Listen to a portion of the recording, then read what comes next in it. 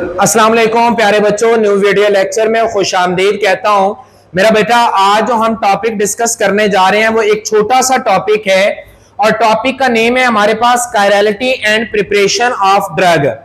Chirality या chiral carbon के बारे में हमने पढ़ा हुआ है, जिसकी sp3 हाइब्रिडाइजेशन और 4 डिफरेंट ग्रुप अटैच हो उसको कायरल कार्बन कहते हैं।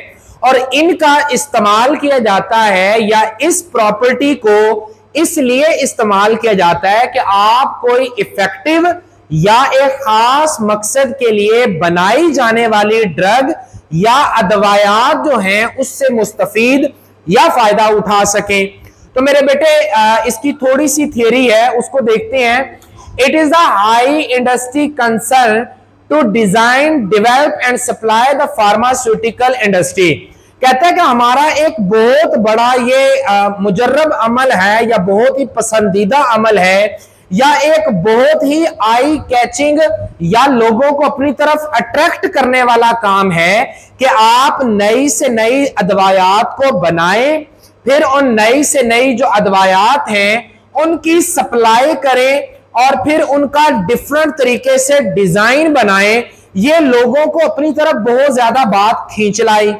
फिर वो कहते हैं no one can neglect the effect and side effect of pharmaceutical drug, कि आप में से कोई शख्स अदवायात की अहमियत से जो है वो वाकिफ नहीं है, ऐसा नहीं हो सकता। या कोई बंदा दवाइयों का जो फायदा होता है उससे इनकार नहीं कर सकता, बल्कि मैंने अपनी तरफ से भी लाइन लिखी है, no one can neglect the side effect of drug also, कि कोई शख्स जो है वो दवाइयों की वजह से साइड इफेक्ट हो सकते हैं, इससे भी इनकारी नहीं है या इनकार नहीं कर सकता। जहां पर फायदे हैं वहां पर उसके नुकसान भी हैं।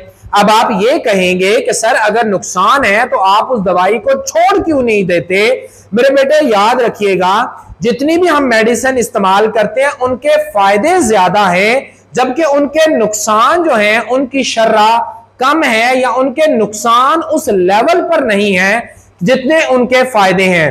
क्लियर है? तो इसी तरह से मेरे बेटे वो कहते हैं कि फाइनेंस इशू भी एक होता है जिसमें development and marketing of drug.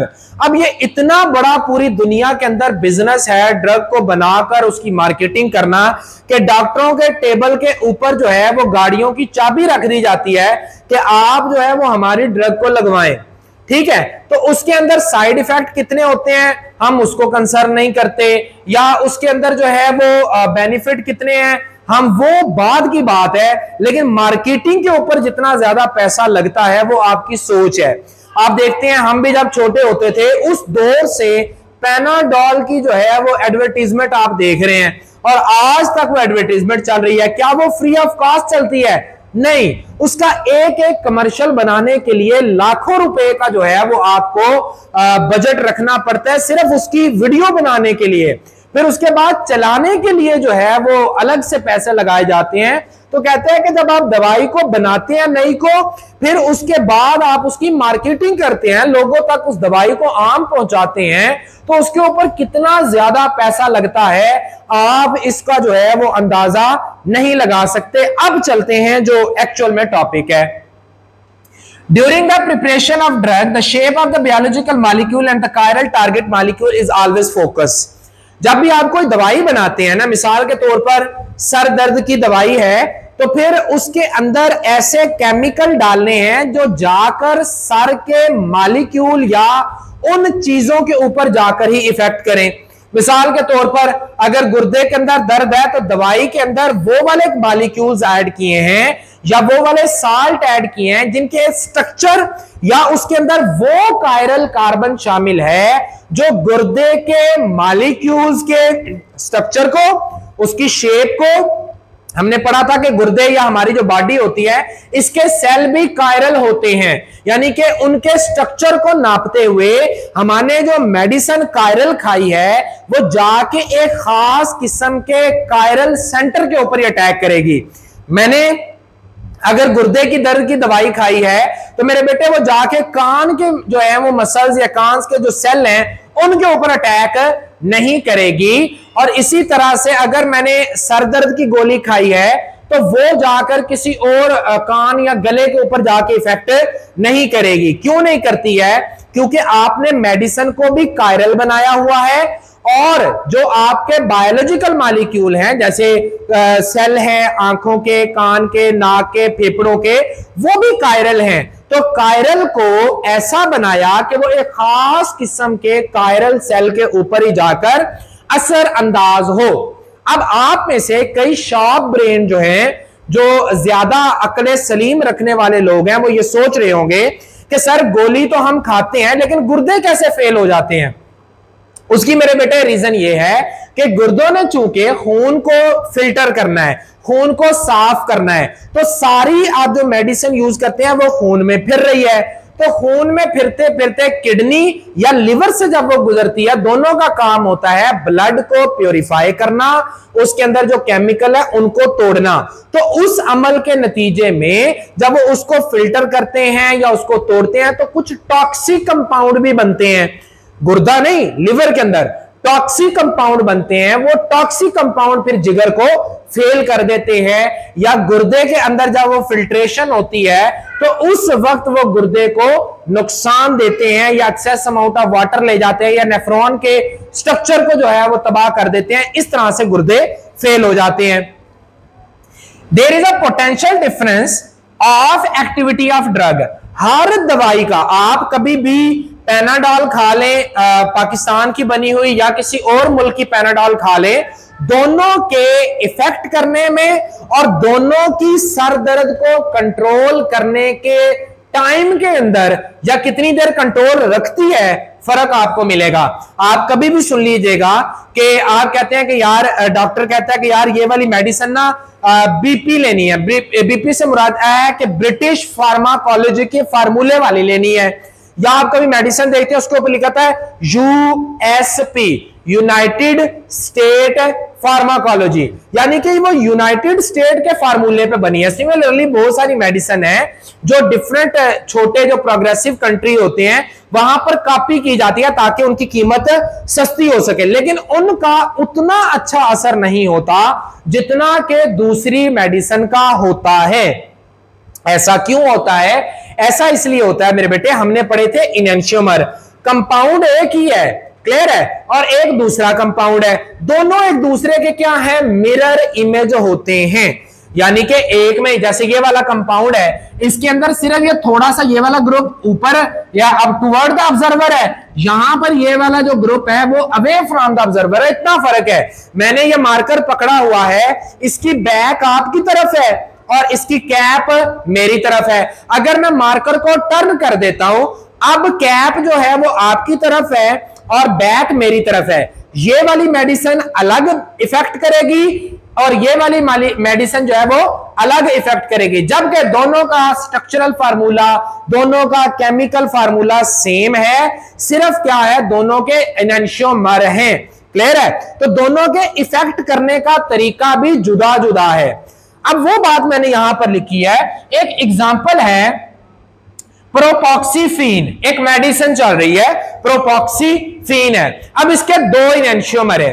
दो क्या है? इनेंशियोमर हैं। एक इनेंशियोमर जो है वो मेरे बेटे एनाल्जेसिक है। एनाल्जेसिक किसको कहते हैं? एनाल्जेसिक कहते हैं जो दर्द के अंदर, तकलीफ के अंदर या पेन को रिलीफ दिलवाता है, दर्द को कम करता है, या पेन किलर है। सिमिलरली इसका जो दूसरा एनेंशियोमर है वो एंटी कफिंग प्रॉपर्टी रखता है। एंटी कफिंग से मुराद है कि वो खांसी को रोकने में मदद देता है या खांसी के लिए अच्छी मेडिसिन है। आप देखें दोनों का फार्मूला सेम, स्ट्रक्चर सेम, सिर्फ क्या है एक के अंदर अबव द प्लेन होगा या बिलो द प्लेन है। एटम की स्पेस के अंदर अरेंजमेंट का सिर्फ डिफरेंस है। अगर एक के अंदर जो है वो डिफरेंस है तो वो एक पेन किलर है, दूसरी में थोड़ा सा डिफरेंस आया तो वो खांसी के लिए जो है वो इफेक्टिव हो गई। तो इसी तरह से इनेंशियोमर जो है वो एक ही कंपाउंड के अगर इनेंशियोमर हो तो एक जो है वो एक मकसद के लिए, जबकि दूसरा जो है वो दूसरे मकसद के लिए इस्तेमाल हो सकता है। अब जरूरी नहीं, आप देखें और सर अब आप कहेंगे मेडिसिन को जो है वो बाजार में कैसे देखेंगे, तो मेरे बेटे बाजार में जो है ना वो इसके साथ बाज में तो मिरर इमेज लिखा होता है कि प्रोपाइलिन का मिरर इमेज है तो वो इसको दे देंगे, वरना आपके साथ उन्होंने पॉजिटिव या नेगेटिव सिंबल उसके साथ यूज किया होता है। अब चलते हैं मेरे बेटे, एक और एग्जांपल है।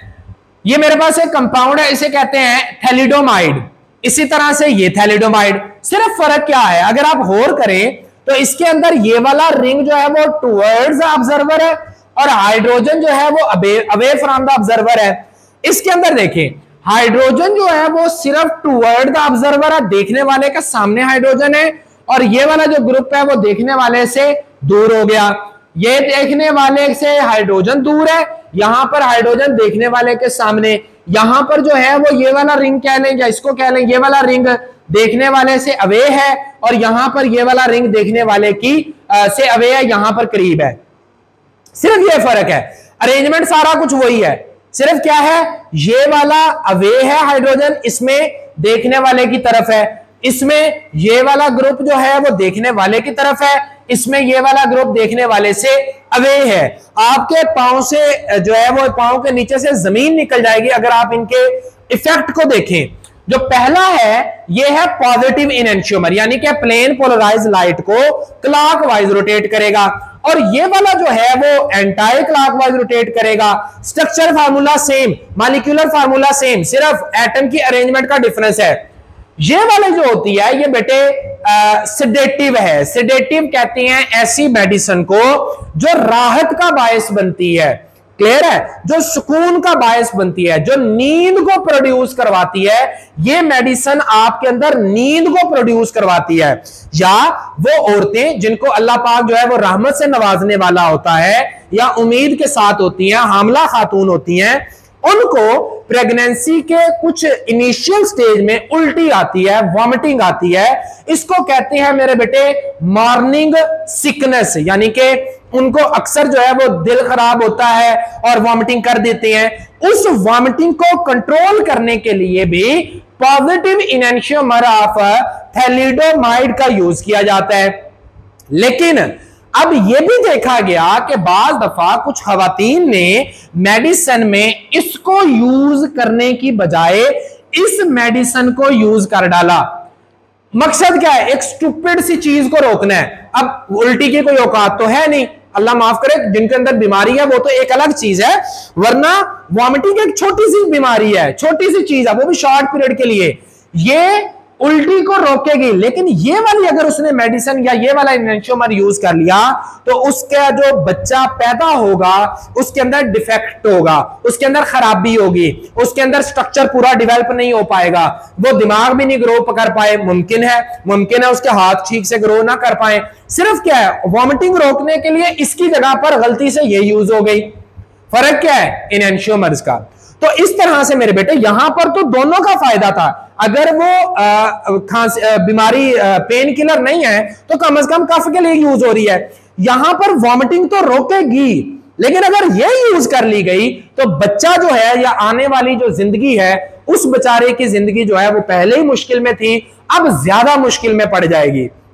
तो ये होता है कि जब आप बेटे कोई खास बीमारी के लिए खास ड्रग, कोई मेडिसिन जो है वो यूज करते हैं या बनाते हैं, तो आपने ये सारी चीजें जहन में रखनी है कि वो कायरल है तो किस मॉलिक्यूल के लिए कायरल है या कौन से बायोलॉजिकल मॉलिक्यूल के ऊपर असर अंदाज हुआ करेगी। क्लियर हो गए मेरे बेटे। तो आज का जो हमारा टॉपिक है वो अपने इख्तिताम को पहुंचता है। इसका मेरे बच्चे स्क्रीनशॉट ले लें। उम्मीद करता हूं आज का जो लेक्चर है वो आपको प्रीवियस लेक्चर्स की तरह समझ आया होगा। आसान था, सिर्फ मॉलिक्यूल्स की टर्म्स जो है वो आपने ज़हन नशीन करनी है।